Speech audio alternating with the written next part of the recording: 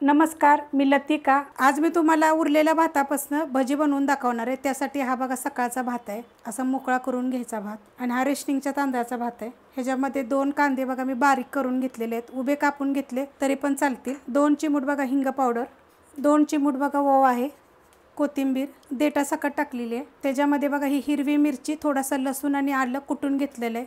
तुम्ही तिखटाप्रमाणे घ्या, मिरची बिन तिखटाची मिरची आहे।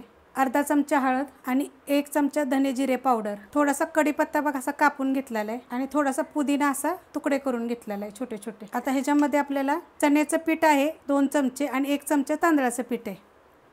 चवीनुसार मीठ टाकायचं, कारण आपण भाताला बी टाकलेलं असतं त्याप्रमाणे मीठ टाकायचं। आता हे मिक्स करून घ्यायचं आणि नंतर आपल्याला किती पाणी पाहिजे त्याप्रमाणे आपण ह्यात पाणी टाकूया।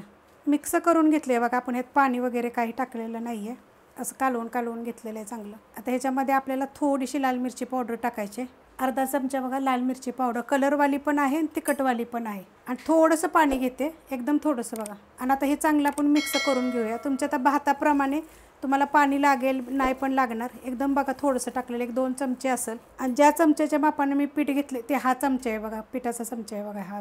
असं बघा मिक्स करून घ्यायचं चांगलं, एकजीव झालं पाहिजे चांगलं। आता आपण भजी करून घेऊया। तर अशा पद्धतीत करायची बघा, अशी आपण जे सोडतो ना असं, अशा पद्धतीत सोडायची। नाही तर जर तुम्हाला करायचं असेल ना तर अशी मुटक्यागत जरी केली ना बघा, अशी टाकली तरी पण चालतात, आतपर्यंत चांगली भाजतात। मीडियम गॅसवर करायच्यात। आणि अजून एक गोष्ट, ह्यात तुम्हाला हिरवी मिरची टाकण्यापेक्षा लाल मिरची जरी टाकली तरी पण चालेल। तेल गरम झालेलं आहे तर त्याच्यामध्ये आपण भजी टाकून घेऊया। तर मी अशी छोटी छोटी करणार आहे आणि मीडियम गॅस आहे, मीडियम गॅसवरच करायची। टाकून घेतलेली आहे। आता हे हलक्या हाताने बघा असं हलवायचे आणि चांगले क्रिस्पी भाजून घ्यायचे।